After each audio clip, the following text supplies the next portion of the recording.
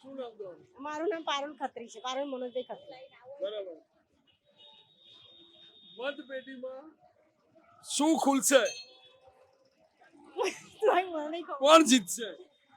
હવે એ તો જે જીતવાનું છે જીતવાનું છે, એમાં મારે કઈ કહેવાની જરૂર જ નથી. કોણ જીતશે? જનતાને જ્યારે વોટ આપ્યો છે એ જીતવાની જ છે.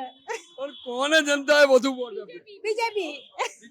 જો આ બેન બધા બોલે બીજેપી. નથી ખબર. શું નામ તમારું? નન અધરલેસ બીજેપી. બીજેપી. એટલે એવું તો શું કરી નાખ્યું બીજેપી? બધાનું કહેવું એક જ છે અને બીજેપી વર્ક પણ આપ્યું છે કરીને, અને મોદી સરકાર જનતાની સરકાર.